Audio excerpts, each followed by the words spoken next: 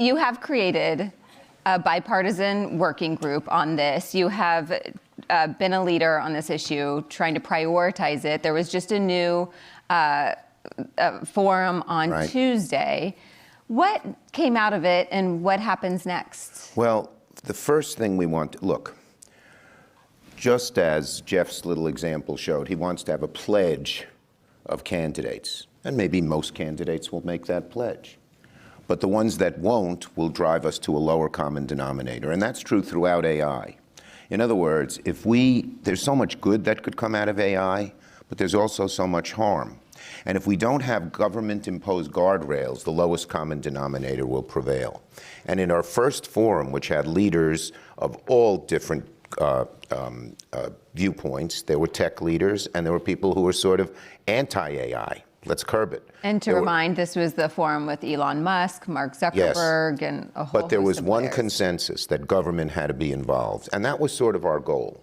We have to keep this bipartisan, and that's why we have a group of 4 of us sort of leading this. Myself, Senator Rounds, he's been a great partner, Senator Young, who I worked on the Chips and Science bill with, and Senator Heinrich, who was head of our little AI group in the Senate.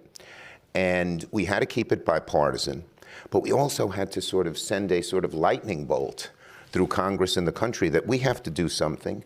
The second forum, which we had yesterday, said not only should government be involved, but it needs significant resources, and a broad spectrum of people on the panel agreed that that should be, including our Republican friends. The minimum number that was talked about was $32 billion. And that we invest in invest in many different things, and that's part of the goal of the forum, to figure out where to invest and where not to, how to encourage the private sector in places to go forward, because with these huge databases, if you want to have more than just a few companies have access, it may be the federal government that has to be involved in either creating the database or at least bringing data together so that people have access.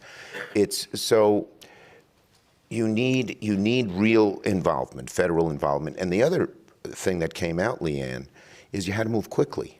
China's moving very fast here. They're investing lots of money, and they're doing it in a different way. They don't have the same kind of values that we have. You know, they're putting a lot of focus on facial recognition, on following people around.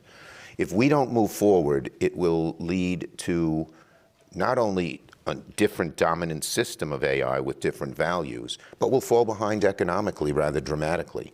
So we've really made great progress in terms of now getting a bipartisan consensus. A, the federal government should be involved. B, we need significant resources. And now we're beginning to figure out the best places to use those resources.